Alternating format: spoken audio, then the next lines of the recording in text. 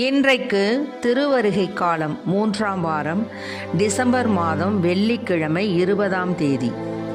இன்று தேவன் நமக்கு தரும் ஜீவநீர் ஊற்றான இறை வார்த்தைகள் எசையா நூல் இயல் 7 இறை வார்த்தைகள் 10-14 முடிய. அந்நாட்களில் ஆண்டவர் ஆகாசுக்கு மீண்டும் தம் திருவாக்கை அருளி சொல்லியது, உன் கடவுளாகிய ஆண்டவர் உமக்கு ஓர் அடையாளத்தை அருளுமாறு கேளும். அது கீழே பாதாளத்திலோ மேலே வானத்திலோ தோன்றுமாறு கேட்டுக்கொள்ளும் என்றார். அதற்கு ஆகாசு, நான் கேட்க மாட்டேன், ஆண்டவரை சோதிக்க மாட்டேன் என்றார். அதற்கு எசையா, தாவீதின் குடும்பத்தாரே, நான் சொல்வதை கேளுங்கள். மனிதரின் பொறுமையை சோதித்து மனம் சலிப்படைய செய்தது போதாதோ? என் கடவுளின் பொறுமையை கூட சோதிக்க பார்க்கிறீர்களோ? ஆதலால் ஆண்டவர்தாமே உங்களுக்கு ஒரு அடையாளத்தை அருள்வார். இதோ, கன்னி பெண் கருவுற்று ஓர் ஆண்மகவை பெற்றெடுப்பார். அக்குழந்தைக்கு அவர் இம்மானுவேல் என்று பெயரிடுவார். ஆண்டவரின் அருள்வாக்கு. இறைவா, உமக்கு நன்றி. 1000 துதி பாடல் எந்த நாவினில் அசைந்தாடும். ஆனந்தம் ஆனந்தம் என் மனதில் ஆண்டவா உனை பாட.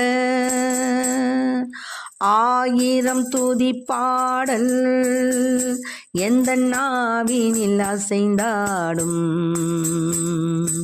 ஆனந்தம் ஆனந்தம் என் மனதில் ஆண்டவா உனை பாட. ஆண்டவா உனை பாட, ஆண்டவா உனை பாட. ஆனந்தம் ஆனந்தம் என் மனதில் ஆண்டவா உனை பாட. வான்முகிலும் உயர்மலையும் உந்தன் புகழ் பாட. தேன் பொழியும் நறுமலர்கள் உன் பெயர் சுவை பாட. வான் பொழியும் நீர் துளிகள் உந்தன் அருள் பாட. நான் உனது திருப்புகழை கவியால் நிதம் பாட. ஆண்டவா உனை பாட, ஆண்டவா உனை பாட.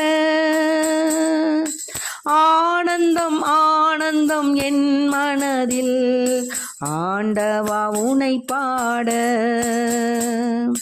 1000 துதி பாடல் எந்த நாவினில் அசைந்தாடும். ஆனந்தம் ஆனந்தம் என் மனதில் ஆண்டவா உனை பாட. இன்றைக்கு நம் தேவன் தரும் ஜீவநீர் ஊற்றான இறை வார்த்தைகளை கேட்டோம். என்னன்னா, அந்த நாட்களில் ஆண்டவர் ஆகாசுக்கு தோன்றி என்ன சொன்னார்னா, உன் கடவுளாகிய ஆண்டவர் உனக்கு ஒரு அடையாளத்தை கொடுக்குமாறு நீங்கள் கேளுங்க, நீ கேளு அப்படின்னு சொன்னார். அதுக்கு அது கீழே பாதாளத்திலோ மேலே வானத்திலோ தோன்றுமாறு கேட்டுக்கொள்ளும் ஒரு அடையாளம் அப்படின்னு சொன்னார். ஆனால் ஆகாஷ் என்ன பண்ணிட்டாரு, நான் ஆண்டவரை சோதிக்க மாட்டேன், ஏன்னா தாவீதின் குடும்பத்தாரே, நான் சொல்வதை கேளுங்கள், மனிதரின் பொறுமையை சோதித்து. அதாவது அந்த ஆகாஷ் என்ன சொல்லிட்டாருன்னா, ஆண்டவர் நான் சோதிக்க மாட்டேன்னு சொன்ன உடனே எசையா என்ன சொன்னார்னா, தாவீதின் குடும்பத்தாரே, நான் சொல்வதை கேளுங்க, மனிதருடைய பொறுமையை சோதித்து மனம் சலிப்படை செய்தது போதாதா, இப்போது கடவுளுடைய பொறுமையை கூட நீங்கள் சோதிக்க பார்க்குறீங்களா? அதனால் ஆண்டவர் தாமே உங்களுக்கு ஒரு அடையாளத்தை கொடுப்பார். என்ன கொடுப்பார்னா, கன்னி பெண் கருவுற்று ஒரு ஆண்மகவை பெற்றெடுப்பார். அக்குழந்தைக்கு அவர் இம்மானுவேல் என்று பெயரிடுவார் அப்படின்னு சொன்னார். ஆக ஆகாசு அருமையாக சொல்லிட்டார், நான் ஆண்டவரை சோதிக்க மாட்டேன், அவரை நான் கேள்வி கேட்க மாட்டேன் அப்படின்னு சொல்லிட்டார். அதே மாதிரி தான் இந்த லூக்கா எழுதிய நற்செய்தியில் பார்த்தீங்கன்னா, புனித லூக்கா எழுதிய நற்செய்தியில் 1:26-38 என்ன சொல்கிறாங்கன்னா, 6ஆம் மாதத்தில் கப்ரியேல் என்னும் வானதூதர் கடவுள் கலிலேயாவில் உள்ள நாசரேத் என்னும் ஊரில் இருந்த ஒரு கன்னியிடம் அனுப்பினார். இவர் தாவீது குடும்பத்தினராகிய யோசேப்பு அப்படிங்கிற ஒருவருக்கு மன ஒப்பந்தமானவர். அவர் பெயர் மரியா. வானதூதர் என்ன பண்ணார்? மரியாவுக்கு தோன்றி, அருள் நிறைந்தவளே வாழ்க, ஆண்டவர் உம்மோடு இருக்கிறார் என்றார். இந்த வார்த்தைகளை கேட்டு மரியா கலங்கி, இந்த வாழ்த்து எத்தகையதோ அப்படின்னு நினச்சிக்கிட்டு இருந்தார். வானதூதர் அவரை பார்த்து, மரியா, நீ அஞ்சாத, கடவுளுடைய அருளை நீர் கண்டடைந்துள்ளீர். இதோ கருவுற்று ஒரு மகனை பெறுவீங்க, அவருக்கு இயேசு என்னும் பெயரிடுவீர். அவர் பெரியவராயிருப்பார், உன்னத கடவுளின் மகன் எனப்படுவார். அவருடைய தந்தை தாவீதின் அரியணையை ஆண்டவராகிய கடவுள் அவருக்கு அளிப்பார். அவர் யாக்கோபின் குடும்பத்தின் மீது என்றென்றும் ஆட்சி செலுத்துவார். அவருடைய ஆட்சிக்கு முடிவே இராது அப்படின்னு சொன்னார். உடனே மரியா வானதூதரிடம், இது எப்படி நிகழும்? நான் கன்னி ஆயிற்றே அப்படின்னு சொன்னார். அப்போ வானதூதர் என்ன பண்ணார்? தூய ஆவி உம்மீது வரும், உன்னத கடவுளின் வல்லமை உம்மேல் நிழலிடும். ஆதலால் உம்மிடம் பிறக்கப் போகும் குழந்தை தூயது. அக்குழந்தை இறைமகன் எனப்படும். உம் உறவினராகிய எலிசபெத்தும் தம் முதிர்ந்த வயதில் ஒரு மகனை கருதரித்திருக்கிறார். கருவுற இயலாதவர் என்று சொல்லப்பட்ட அவருக்கு இது 6வது மாதம், ஏனெனில் கடவுளால் இயலாதது ஒன்றுமில்லை என்றார்.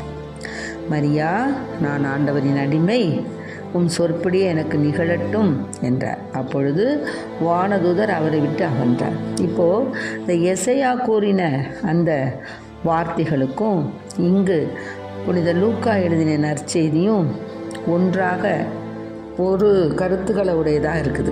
எப்படின்னு கேட்டிங்கன்னா, அவர் சொல்கிறாரு, என் கடவுளாகிய கடவுளுடைய பொறுமையை கூட நீங்கள் சோதிக்க பார்க்குறீங்களா? அதனால் நான் உங்களுக்கு ஒரு அடையாளத்தை ஆண்டவர் உங்களுக்கு கொடுப்பார். என்னென்னா, கன்னிப்பெண் கருவுற்று ஒரு ஆண்மகவை பெற்றெடுப்பார், அந்த குழந்தைக்கு இம்மானுவேல் என்று பெயரிடுவார் அப்படின்னு எசையா சொன்னார்.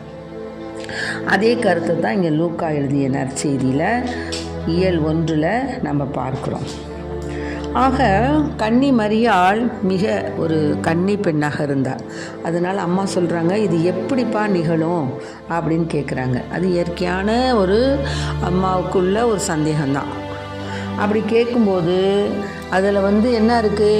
எந்த குற்றமும் கிடையாது. ஆனால் அது எப்படி நிகழும் அப்படின்னு மாதா கேட்குறாங்க. அப்போ சொல்லிட்டு என்ன சொல்கிறாங்க? நான் ஆண்டவருடைய அடிமை, அதனால் தேவன் எனக்கு சொன்னது நிறைவேறட்டும் அப்படின்னு சொல்கிறாங்க. அப்போது அதனால் இந்த அண்ணா, சுவைக்கின் அண்ணா, அவங்களுக்கு தான் அன்னை மரியாள் குழந்தையாக பிறந்தாங்க. அந்த சுவைக்கின் அண்ணம்மா முதிர்ந்த வயது உடையவங்களாக இருந்தாங்க. அப்படி இருக்கிறச்ச அவங்களுக்கு கடவுளால் பிறந்த அன்னை தான் மரியா. ஆக மரியாவுடைய சிந்தனை, சொல், செயல் அது அந்த சுவைக்கின் அண்ணம்மா அவங்களும் ஒரு இறைவாக்கி, அதாவது கடவுளுக்கு பயந்தவங்க தான்.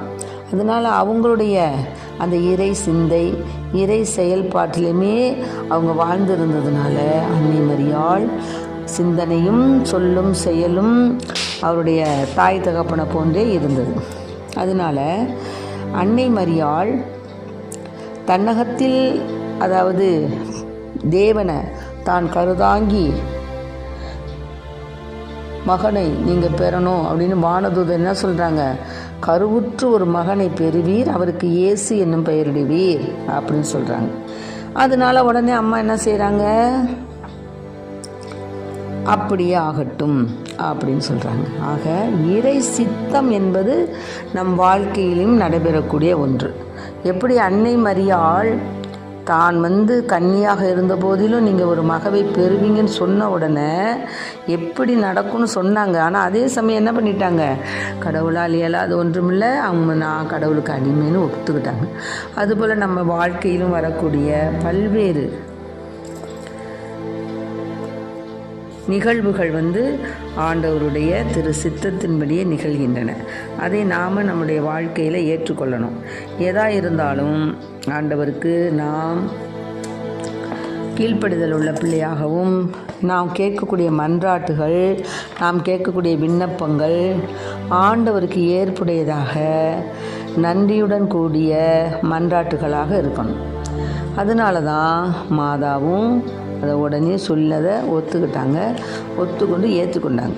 அதனால் நம் வாழ்க்கையில் ஏற்படக்கூடிய பல்வேறு துன்பங்கள், துயரங்கள், வியாதிகள், இன்னுமாக ஏக்கங்கள், ஏமாற்றங்கள், கண்ணீர்கள் யாவும் இறை திட்டத்தின்படி தான் நடக்கும், இறை சித்தத்தின்படி தான் நடக்கும். அதனால் அதை நம்ம என்ன செஞ்சுக்கணும், ஏற்றுக்கொள்ளணும். அதுதான் நம்முடைய கடமை, நம்முடைய வாழ்வின் ஆதாரம் அதுதான். அதனால் நாம் என்ன செய்யணும், தேவனுக்கு முன்னதாக நாம் அவருக்கு ஏற்புடைய பிள்ளைகளாக நாம் வாழணும். உண்மைக்கு சாட்சிய மக்களாக நாம் வாழணும். எதையுமே தேவனுடைய சித்தத்துக்கு அமைந்து நடக்கணும். ஆமாம், அதனால தான் தம்மைத்தாமே தாழ்த்துகிறவர் எவரும் உயர்த்த பெறுவர், தன்னைத்தானே உயர்த்துகிறவர் தாழ்த்த பெறுவர்னு சொல்கிறாங்க. அதனால் தேவதாயை போல நாமும் நம்முடைய வாழ்வில் ஏற்படக்கூடிய அநேக நிகழ்வுகளை தேவனுடைய சித்தமாக கருதி அவற்றை ஏற்றுக்கொண்டு நாம் வாழ்ந்து தேவனுக்கு ஏற்ற பிள்ளையாக வாழ நம் தேவனாகிய ஆண்டவரிடம் மன்றாடும்படி அன்னை மரியாளை பரிந்து பேசுவோம். அன்னை மரியாள் பரிந்து பேசி நம்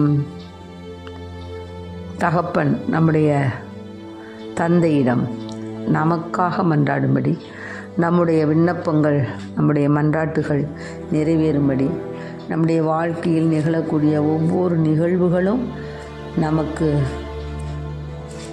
நன்மை தரக்கூடியதாக அமைய, தேவனுடைய சித்தத்தின்படி அமைய, தேவனுடைய விருப்பத்தின்படி அமைய, அதை நாம் ஏற்றுக்கொள்ள நல்லதொரு திட மனதையும்